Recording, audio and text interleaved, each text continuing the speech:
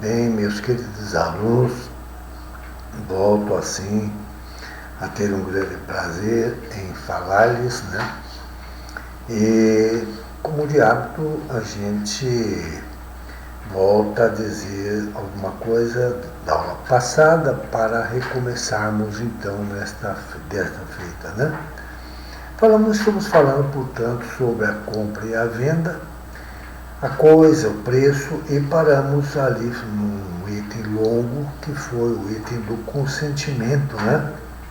O consentimento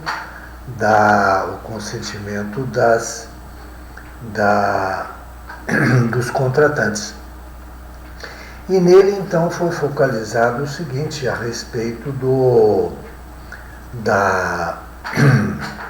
consentimento da pessoa casada, né? Falamos dos consortes e depois falamos aqui sobre os ascendentes, né? Aquela história toda, e fomos percorrendo e estou folheando aqui, né? Estamos no nosso livro, chegando aqui ao item que deveremos trabalhar hoje, que é o item sobre o proprietário da coisa alugada. Foi aí que paramos na aula passada, né? O proprietário da coisa alugada. Muito bem, então, estamos aí para falarmos sobre esse aspecto aqui. De tal arte que a gente deverá, então, agora falar sobre essa parte. Estou me acomodando aqui para a filmagem, né? E eu leio e faço o comentário, então. O proprietário da coisa alugada, para vendê-la, deverá dar conhecimento do fato ao inquilino, que terá direito de preferência, né, para adquiri-la em igualdade de condições com terceiros. O que quer dizer isso, então? Quer dizer aqui o seguinte, que você agora é inquilino de alguém, né? E esse alguém, que é o proprietário, ele resolve, né, vender a casa, ele resolve vender esta casa aí. Mas você é o proprietário, é o inquilino, né?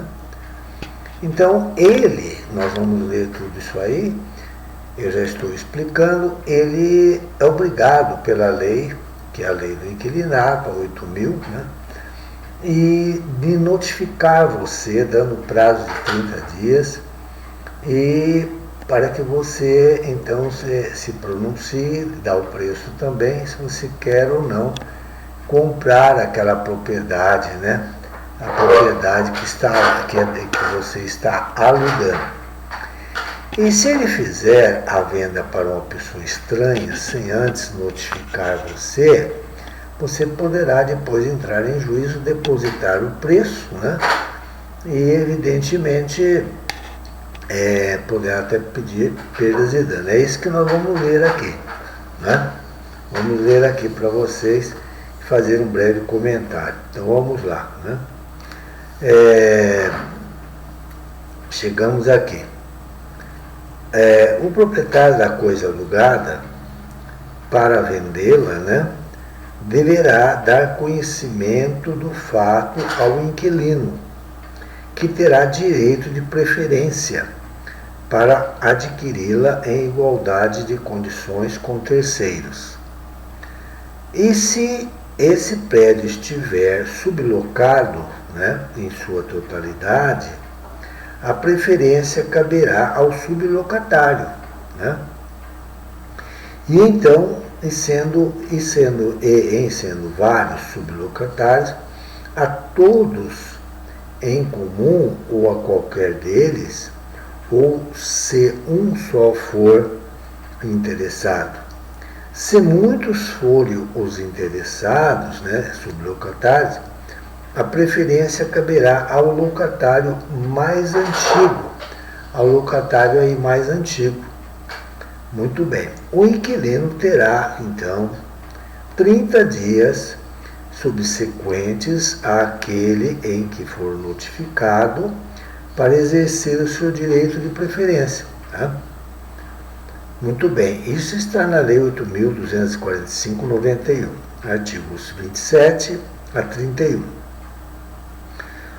Agora vem o seguinte, e quando isso não acontece? Então, o locatário que não for notificado da venda poderá, depositando o preço e demais despesas do ato de transferência, haver para si um imóvel locado, se o requerer, preste atenção, no prazo de 6 meses contados do assento do ato competente no cartório de registro de imóveis, desde que, olha bem aqui a condição, que o contrato de locação esteja assentado no registro de imóveis pelo menos 30 dias antes da venda. Né? Antes da venda, na forma estabelecida em regulamento. Além disso, o inquilino preterido, que foi passado para trás, poderá reclamar do alienante, quer dizer, o dono da casa, que vendeu para outro, perdas e danos de acordo com a lei já citada no artigo 33. Né? Ele não pode ser preterido. Ele tem, repetindo então, ele tem que ser notificado, ele tem prazo na lei e tal, desde que essa venda já tenha sido registrada. Senão, ele também não vai poder fazer isso aí. Né? Agora vem um caso que nós já falamos várias vezes em sala, e eu vou fazer um breve resumo, né? E sempre dizendo de onde eu tirei, para que vocês possam consultar, não é? Isso é importante. É o caso do enfiteuta, né? O enfiteuta. Então, isso está no Direito das Coisas, que é o volume 4 da professora Maria Helena, e a edição 2020, que eu tenho bem recente. E se eu vou busco o conceito lá na página 439 deste livro. Mas antes você diz lá o seguinte, que este instituto, que hoje já não tem mais, ele é muito combatido, né? Ele era um instituto antigo, vigente no Código de 1916, né? Ele foi criado pela era dos romanos, tal, naquelas grandes conquistas, né? E as terras que eram conquistadas precisavam ser lavradas, pronto, para a produção. Resumindo, é tudo isso aí. E então, vamos direto aqui para o conceito, para não nos alongarmos, né? Eu vou fazer a leitura e fazer o comentário. Então, diz lá, o próprio Código Civil de 1916, no artigo 678, nos dá o conceito de enfiteuse, ao prescrever que dá-se a enfiteuse, ou aforamento, ou aprazamento, quando por ato entre vivos, né, ou de última vontade, o proprietário atribui a outra pessoa, a outrem, né, o domínio útil do imóvel, pagando a pessoa, né, que o adquire, e assim se constitui enfiteuta, ao senhorio direto uma pensão ou um foro anual certo e invariável. O que quer dizer isso aí? Então, a pessoa que tem terra é o proprietário, é chamado aqui de senhorio direto, e ele então, por ato entre pessoas, claro, vivas, ou por testamento, ele atribui, vende, né, para uma outra pessoa que é chamada enfiteuta. Esse enfiteuta, portanto, vai pagar a ele, né, por um tempo determinado, aliás, por um determinado tempo, né, que aliás é perpétuo, né, e deverá pagar-lhe esse valor aí. Por quê? Porque essa pessoa chamada enfiteuta, ele vai explorar a terra. Então ele tem o domínio, o senhorio, tem o domínio direto. o enfiteuta que vai lavrar a terra, né, ele tem, na verdade, o domínio útil. Por que útil? Porque é ele que vai explorar a terra, né? Então, o Limoges de France, né, define a enfiteuta como o desmembramento da propriedade da qual resulta o direito real perpétuo. O que é direito real? É a ligação entre a pessoa e a propriedade, e é perpétuo, em que o titular, que é o enfiteuta, estou lendo, né, assumindo o domínio útil da coisa, quer dizer, na produção, constituído de terras não cultivadas ou terras por edificar. É um prazo do bem enfitêutico ou chamado bem foreiro. É assistido pela faculdade de lhe fluir todas as qualidades. Quer dizer, a palavra fluir quer dizer gozar aí, né? O enfiteuta é que vai pôr a mão na terra e, nesse caso aí, é que vai fazê-la produzir, né? E fluir de todas as suas qualidades, sem destruir a substância, mediante a obrigação de pagar ao proprietário, quem é esse proprietário? Senhorio direto, uma pensão anual invariável que é chamado foro. Então esse enfiteuta é também chamado foreiro, né? Continua a leitura. Sinteticamente, vem a ser o direito real sobre a coisa alheia. Por quê? Essa coisa é do senhorio, né? Então, ele está, em outras palavras, vamos dizer assim, é um arrendamento, né? Ele tem que pagar esse arrendamento, porque ele está usufruindo da terra do senhorio direto, né? Que é o proprietário, né? Repito, sinteticamente, vem a ser o direito real sobre a coisa alheia que autoriza o enfiteuta a exercer restritiva e perpetuamente sobre coisa imóvel todos os poderes de domínio. Quais são esses poderes? De usar, de gozar, né? Mediante um pagamento ao senhorio direto de uma renda anual. Uma renda anual aí, né? Então, continua a leitura para comentar. De onde se extraem, né, os seguintes caracteres. Primeiro, requer a presença de duas pessoas, da que tem o domínio do imóvel aforado, que é o dono, né? É o senhorio direto, e da que possui o bem de modo direto. Quem está possuindo é o enfiteuta, né? Ele é que possui.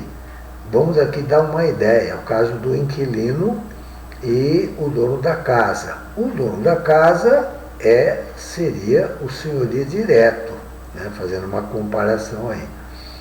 Ele tem o senhorio, é chamado senhorio direto, mas na verdade aqui a gente pode colocar uma outra palavra que é a posse. Ele tem o senhorio, mas tem a posse indireta. O inquilino seria, vamos dizer assim, uma comparação com o enfiteuta, que seria o inquilino que vai usar, gozar da propriedade, mas que tem a posse direta, né? Estou fazendo uma comparação, né? E da que possui o bem direto, tendo sobre ele o uso, o gozo e a disposição. Enfiteuta, esse aí, desde que não lhe afete a sua substância. O senhorio direto é titular do domínio direto ou iminente, né?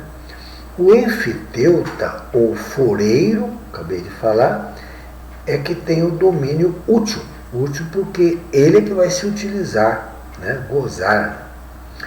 A terminologia da enfiteusa é oposta à da posse. Ela faz uma oposição à posse. Eu fiz uma comparação, né? O que tem a posse direta é o que está na posse corporal do bem, né? Nesse caso é o enfiteuta.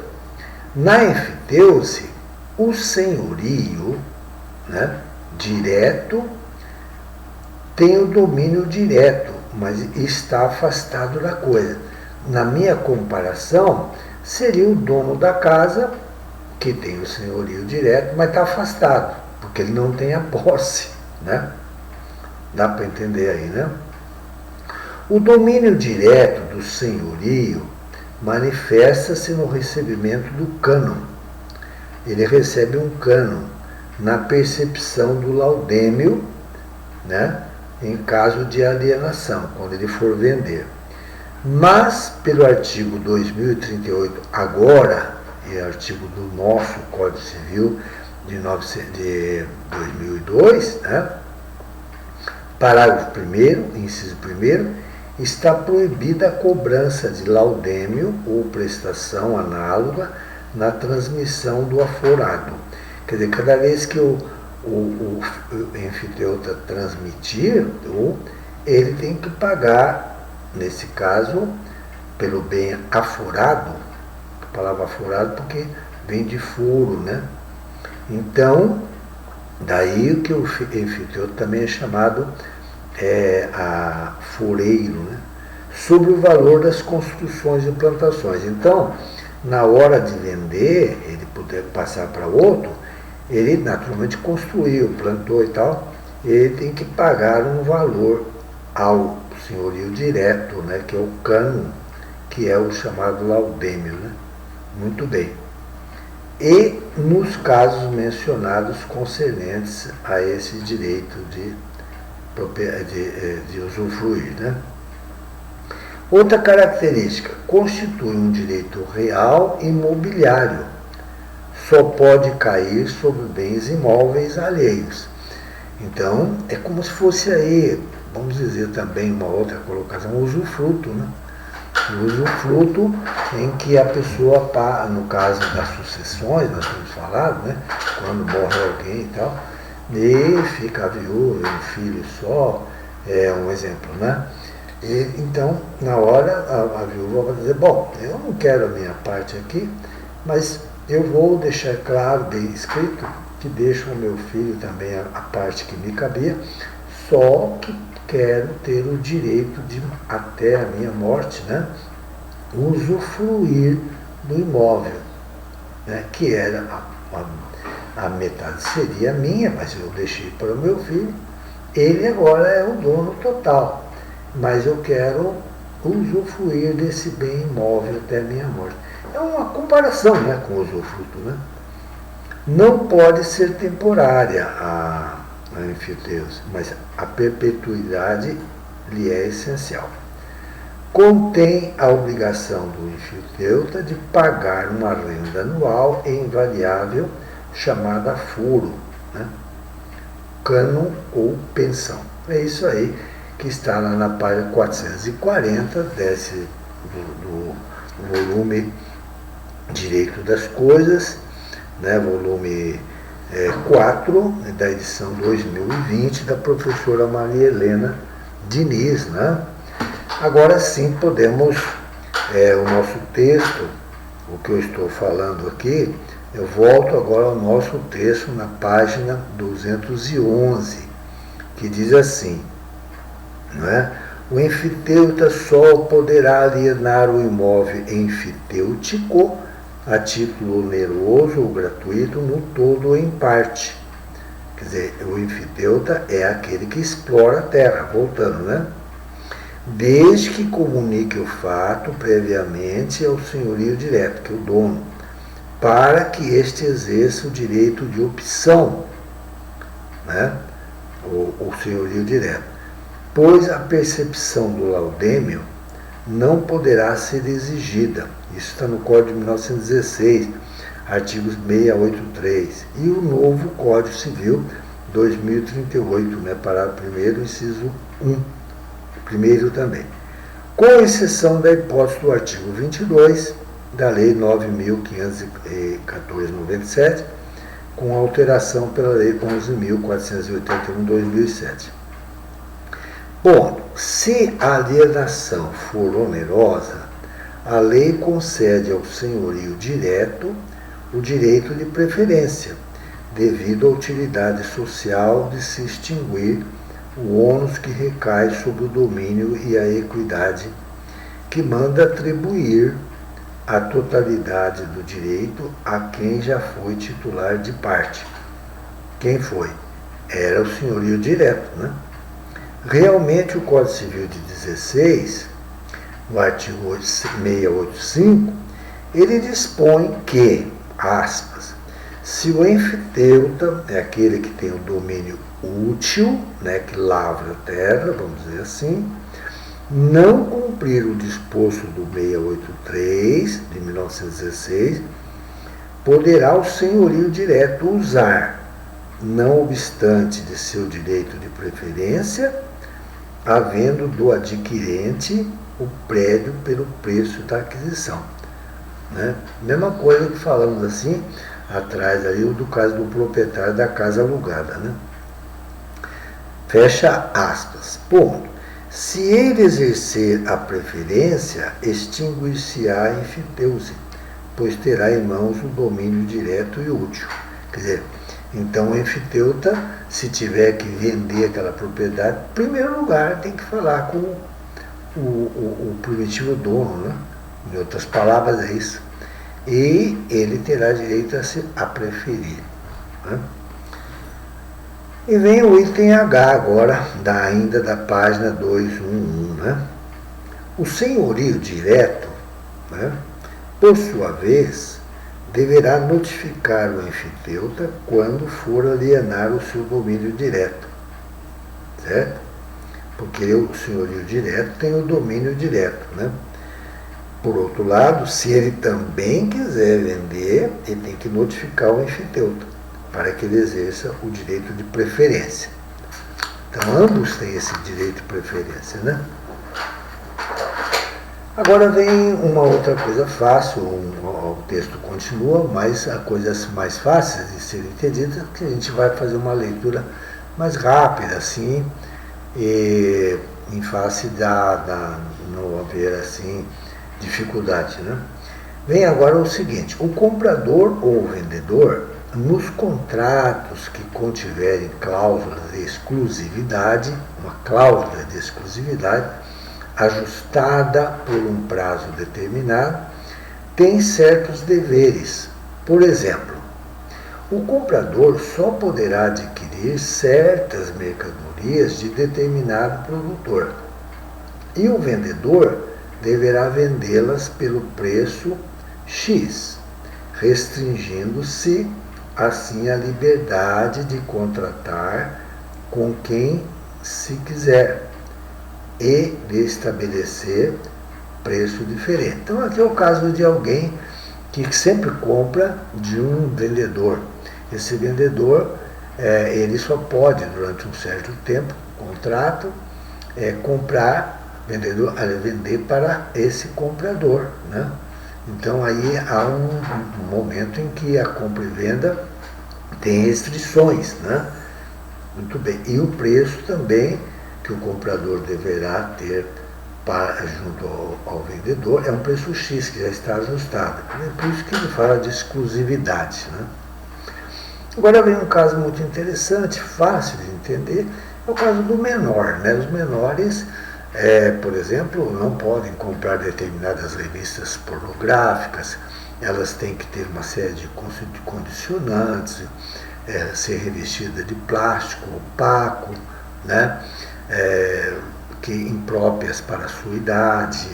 Outra coisa também, comprar bilhetes lotéricos, e uma série de outras restrições que estão aonde? No Código da Criança e do Adolescente, né? Esse é o código que tudo isso está previsto na lei, a Lei 8.069/90, que não tem dificuldades, apenas vou passar a leitura, né? Já resumi aos senhores. Então, os menores, pois a Lei 8.069/90 impõe-lhes algumas limitações na aquisição de certos bens, se-lhes há proibida, olhe bem, proibida a venda de fitas de programação em vídeo em desacordo com a classificação da faixa etária. É como os filmes, né? Eles aparecem, as novelas, obrigatoriamente, antes de iniciar, está lá a classificação, para maiores de tantos anos ou impróprio, né? Atribuídas por um órgão do governo competente. E isso está no artigo 77 desta lei, né?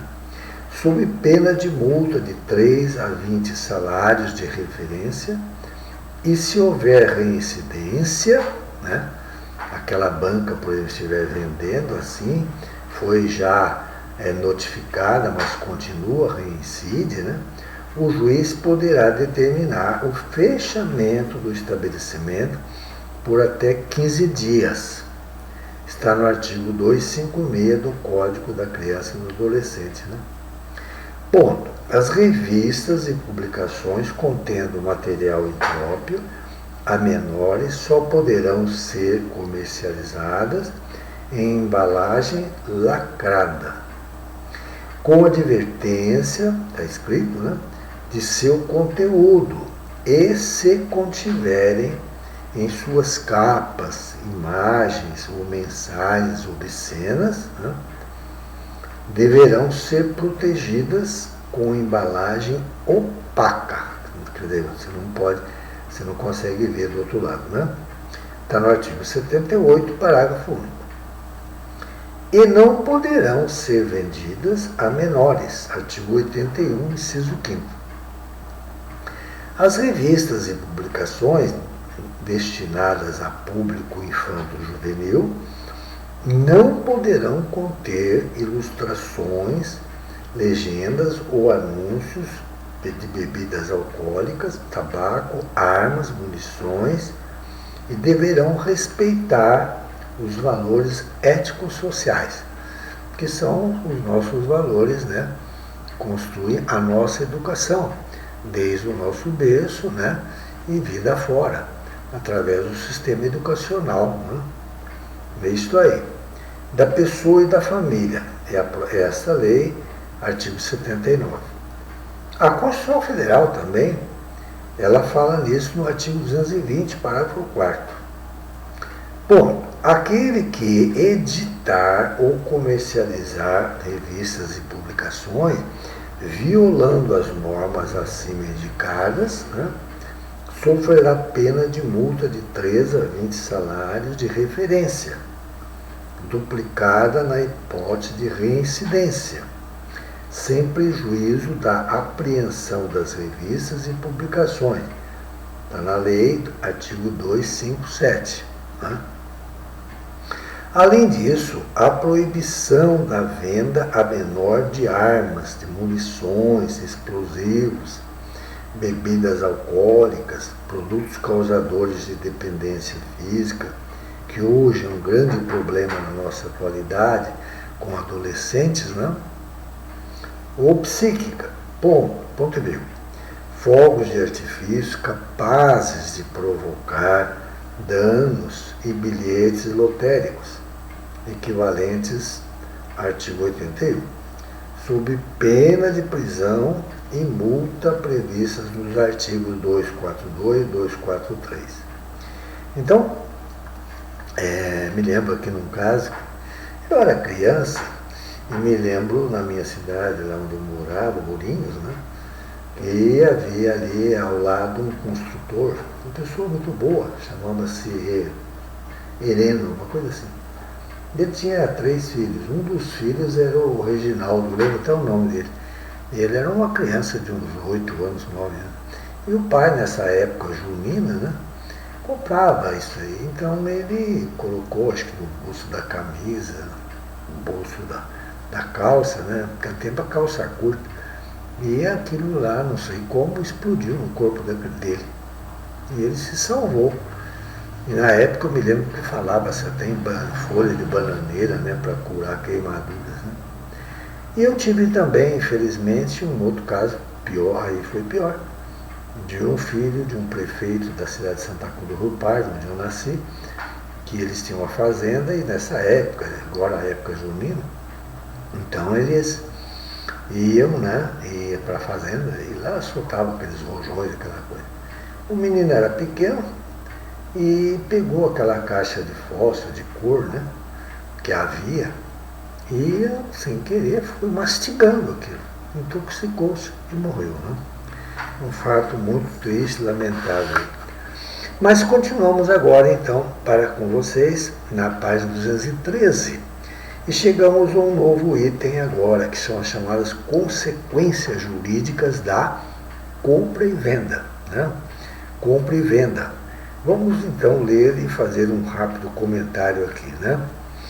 O contrato de compra e venda, uma vez concluído. Como concluído? Porque estudamos que o contrato tem uma série de fases, etapas na sua elaboração, tratativas, né? Até que chega um momento em que ele é concluído. Concluído quando as partes convergiram e discutiram suas condições.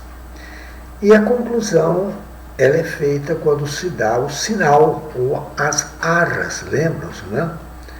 Por isso que a palavra concluído aí acarretará consequências jurídicas, tais como: primeira, a obrigação do vendedor de entregar a coisa com todos os seus acessórios, transferindo ao adquirente, aquele que compra, a sua propriedade, e do comprador de pagar o preço, né, na forma e no prazo estipulados. Então, tem prazos estipulados quando a compra é a crédito. Né? Agora, não havendo estipulação expressa, nada que está escrito, a tradição, quer dizer, a entrega da coisa vendida, quando ela é móvel, né, dar-se-á no lugar onde ela se encontrava, por ocasião da venda. O Código Civil fala isso no 493. Né? Em seguida, o vendedor obriga-se a transferir o domínio do bem, né, devendo cuidar da conservação da coisa até a entrega efetiva. Quer dizer, então, o vendedor vendeu para você, mas enquanto não lhe entregou, quando a coisa é móvel, ele é que tem que conservar. Né? Tendo o direito de receber o preço, e o comprador assume o dever de pagar o preço, tendo o direito de receber a coisa. Está claro, né? Ponto. Isso se explica ante o fato do contrato, em nosso direito, não ser hábil a transferir o domínio. Então, ele não é suficiente para transferir o domínio, né? Que só se opera pela tradição ou pelo registro do título, quando a coisa for imóvel, conforme o objeto do negócio, seja móvel ou imóvel. Continuamos. A compra e venda pelo Código Civil 481 gera para o alienante, aquele que vende, né, o dever de efetuar a coisa da coisa vendida, uma vez regularmente pago o preço avançado. Continuando. Portanto, se a venda não é translativa da propriedade, ao lado do ato negocial da obrigação, deverá suceder-se o ato translativo do domínio. O contrato e o ato translativo, quer dizer, passar de uma mão para outra, embora conexos, eles são lado a lado, são cada qual autônomos. Né? Parágrafo agora.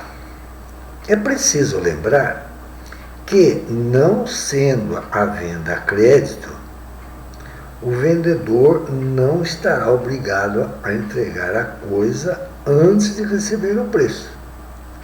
Né? 491, então. Podendo retê-la, enquanto ele não recebeu o preço, e quando é à vista, né, ele retém, segura. Mas, por outro lado, o comprador, né, não terá o dever de pagar o preço. Né? Então, toma lá da cá. Artigos 476 e 477. Se o vendedor não estiver em condições de entregar a coisa, hipótese em que será de bom alvitre consignar o preço. Enquanto ele também não entrega e você quer, então você, o que você faz? Você vai a juízo, né? Vai consignar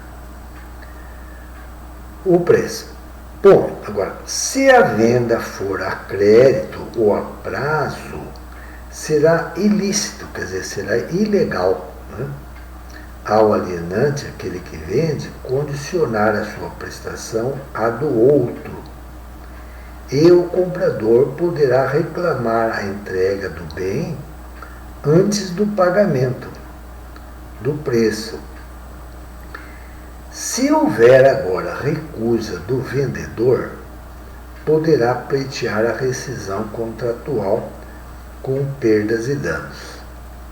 Mas vamos em frente agora, que é o caso, vou antecipar, quando o vendedor percebe que o comprador não tem condições de pagar, né? Está insolvente. E daí? Vamos ver.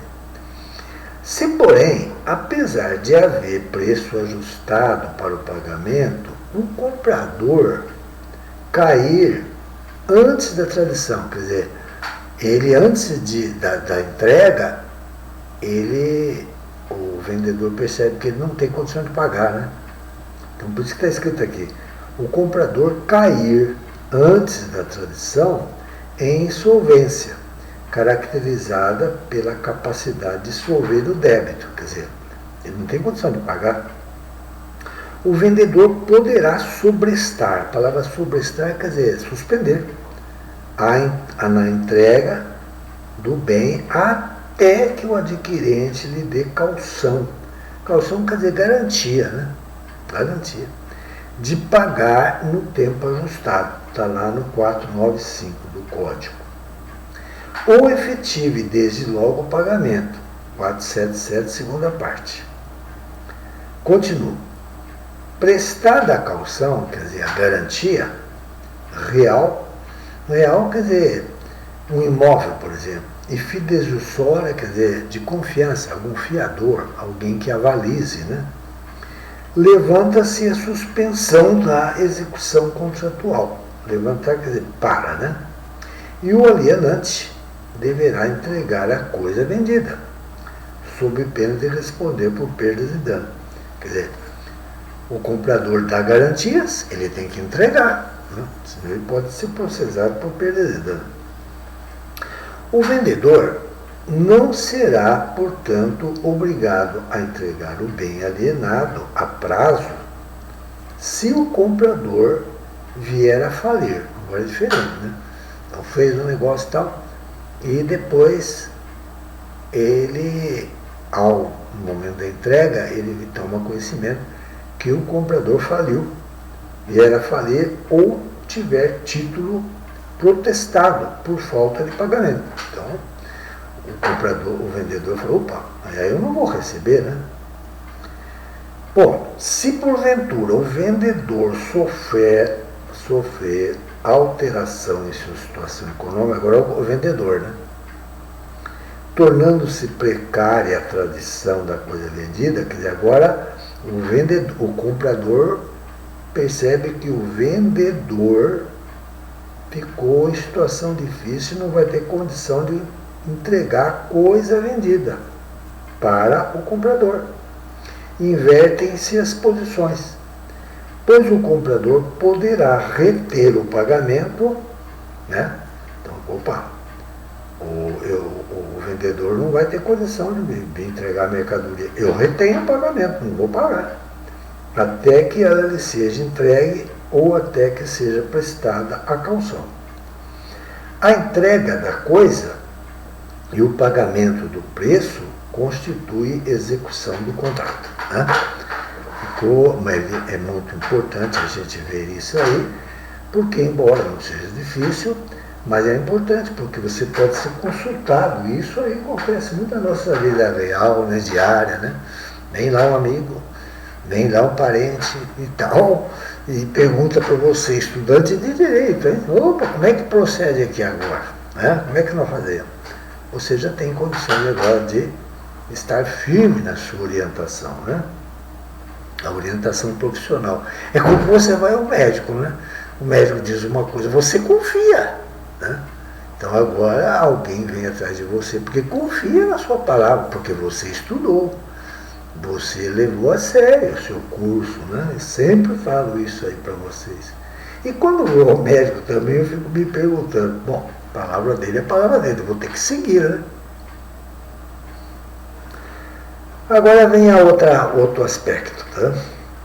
Que nós vamos falar aqui. É a obrigação de garantia imposta ao vendedor nas relações de consumo.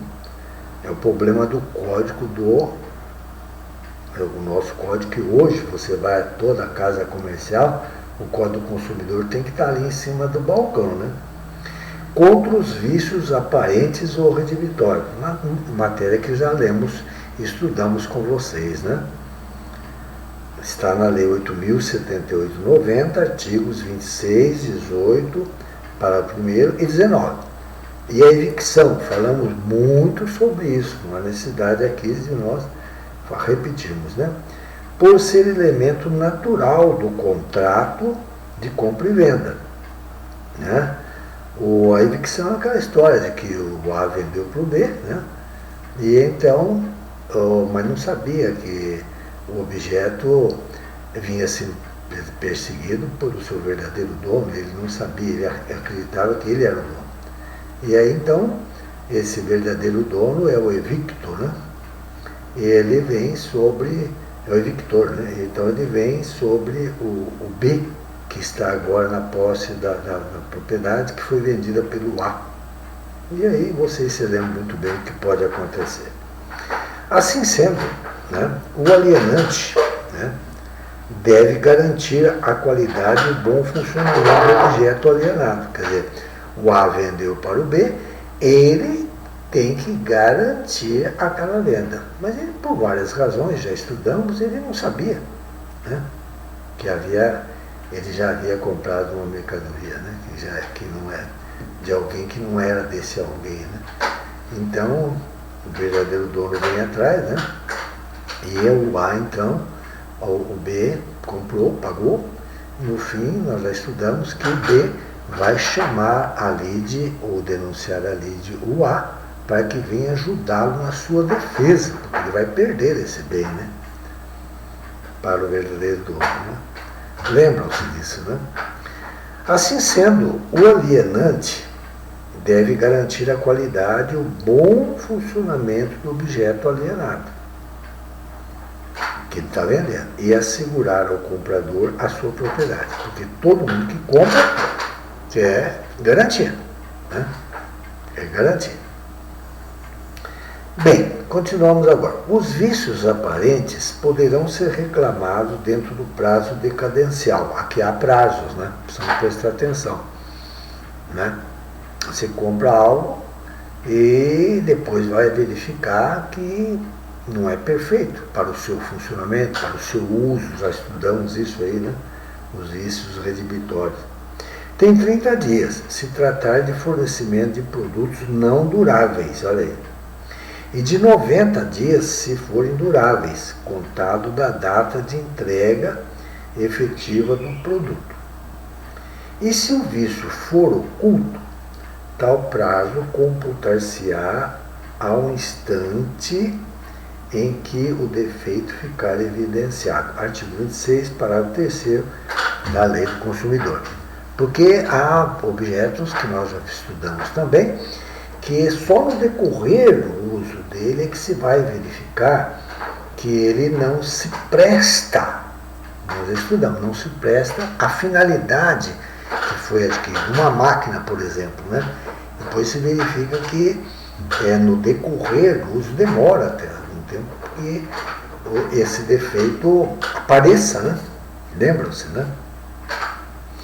Bem, o fornecedor, ele é responsável pela qualidade da mercadoria, pois a Lei 8.078/90 concede ao consumidor 30 dias para reclamar de um produto defeituoso, com o direito à troca, à restituição do dinheiro pago ou abatimento proporcional do preço. Artigos 18 e 19 e o 18, parágrafo 1º da lei. Então é um caso muito importante, porque isso é da nossa vida hoje, né? De hoje nós estamos aí com produtos delivery, né? Entregues e tal, aquela coisa toda, então é preciso prestar atenção, você assinou, qual é o prazo, etc., né? O adquirente poderá reclamar a reparação pelos danos causados por fato do produto, né, dentro do prazo prescricional. Olha, agora falando de prescrição, antes falamos de decadência, agora prescrição. Já estudamos, né? Que são o quê? Institutos que realmente nos levam à perda de um objeto, a prazos, né? No prazo de prescrição de 5 anos, contado a partir do conhecimento do dano ou da sua autoria. No artigo 27 da Lei 8.078/90, né? Contados desse dano aí, né? Então, a partir do conhecimento. Né? Muito bem. Eu até tive um caso interessante lá, com meu carro lá, o meu filho saiu um dia lá, era um domingo, e um menor bateu, né? Eu tive que ir lá, bateu e fugiu, né? Estava com o carro, a caminhonete do pai. E aí, meu filho chegou, mandei consertar o carro, tudo, e não sabia quem era o autor, né? Não era o autor. Interessante. Aí, meus queridos alunos, o que acontece é que uma prima da minha mulher, falecida, estava numa escola, né? Ela era funcionária dessa escola e, de repente, ela ouviu um grupo de alunos ali e um deles se jactava. Jactava, quer dizer, ele estava contando vitória, né? Porque ele havia batido num carro, que era o meu carro, né? E fugido, né? E ninguém sabia do fato. Consequência, quer dizer, eu tive enquanto eu não sabia quem era o autor, eu não podia fazer nada, né? Mas a partir daí, deu do meu conhecimento, passou a contar o prazo, né? Entrei com a ação, aliás, nem entrei. Eu sabia do fato, peguei o colega meu, com quem eu trabalhava, um grande colega, doutor Gentil, e ele tomou as providências, até não precisou nem haver processo, né? Aí ele chamou o pai do menor, né? E ele teve que pagar todo o prejuízo. Agora vem o item terceiro aqui, meus queridos colegas, meus queridos alunos, né? A responsabilidade pelos riscos. Quais são esses riscos? Deterioração, desvaloração, né? Qualquer perigo que a coisa pode sofrer desde a conclusão do contrato até a sua entrega. Então, aí vai aquele problema, né? Enquanto não se entregou, falamos agora há pouco, quem é o responsável pela deterioração, pela desvalorização, pela perda? É o comprador. Aliás, desculpe, é o vendedor, né? É o vendedor. Está na mão dele? Está na mão dele. Então vamos em frente. Vamos lá. Responsabilidade pelos riscos, perda, deterioração, desvalorização, qualquer perigo que a coisa pode sofrer, desde a conclusão do contrato até a sua entrega. E despesas ante o fato de que, em nosso direito, sem tradição ou registro, não se tem transferência da propriedade. Isso é importantíssimo, né? Pelo Código Civil 492, antes da tradição ou registro da coisa imóvel, né, os riscos da coisa correrão por conta do vendedor. Porque até então o domínio é dele, é do vendedor. E os do preço por conta do comprador. Ponto. Assim, se o bem vier a se perder ou a se deteriorar, né, por caso fortuito ou força maior, até o momento da tradição, o vendedor é quem sofrerá as consequências, né? Ele estava como responsável, devendo restituir o preço, porque se ele já recebeu, ele vai ter que restituir, se já o havia recebido. Se, porém, o fato se der após a tradição, agora foi o seguinte, ele já tinha entregue, está na mão do quem? Do comprador, né? Tinha entregue. Se após a tradição, sem culpa dele, do vendedor, este terá direito ao preço, sendo que o comprador é quem sofrerá as consequências se perder ou se degradar, né? Sofrerá as consequências, pois houve transferência da propriedade. Está na mão agora do comprador, né? Bom, igualmente, se o preço se perder, se o preço se perder ou se degradar antes da tradição, o comprador é quem sofrerá o risco, né? Mas, se isso ocorrer após o pagamento, o vendedor é quem arcará com o prejuízo havido com a perda ou a degradação, né? Então, repito aqui. Igualmente, se o preço se perder ou se degradar antes da tradição, o comprador é quem sofrerá o risco. Mas, se isso ocorrer após o pagamento, o vendedor é quem arcará com o prejuízo havido com a perda ou degradação. E vamos em frente aqui. Considerar-se-á como tradição, o que é tradição? Como tradição, acarretando ao comprador a responsabilidade pelo risco, a circunstância de a coisa que comumente se recebe, contando, medindo ou assinalando, ter sido colocada à sua disposição, mesmo que o caso fortuito ocorra no ato de contar, de marcar ou assinalar. É o Código 492, parágrafo 1º. É interessante esse exemplo agora, né? Interessante, é no momento, naquele momento, né? Exemplo, na compra e venda de gado, o adquirente o recebe quando o separar, porque há casos de vendas que têm circunstâncias excepcionais, diferentes do que é normal. Repito, na compra e venda de gado, o adquirente o recebe quando o separar, contar e marcar, por haver tradição simbólica. Logo, o alienante não mais será responsável pelos riscos. Quais são? Caso fortuito, força maior, mesmo que os animais fiquem algum tempo em seu poder.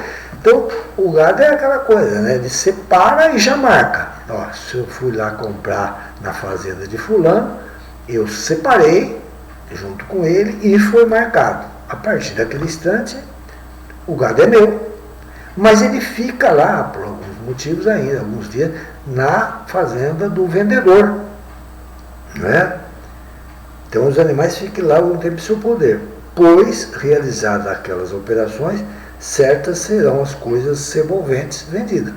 Quer dizer, que eu comprei e já marquei, então fica na minha responsabilidade, apesar de estar na propriedade de onde eu comprei. Mas os riscos correrão por conta do vendedor se ele agiu fraudulenta ou negligentemente. Aí já é diferente, né? Uma outra circunstância. Bom, paramos aqui. E a nossa última aula, né? Era agradecer a atenção de vocês, pedir desculpas por falhas que tenham ocorrido, né? Mas tenho certeza que eu os estimo bastante, né? E sinto assim um carinho por todos vocês.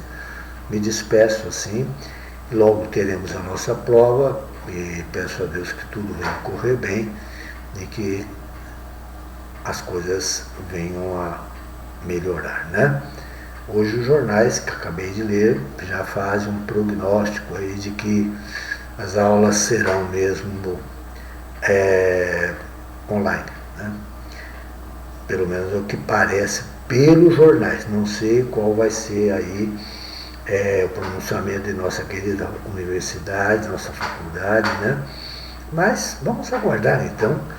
Estamos todos na mão do Criador, né? Um grande abraço a todos. Até a próxima, que Deus nos ajude.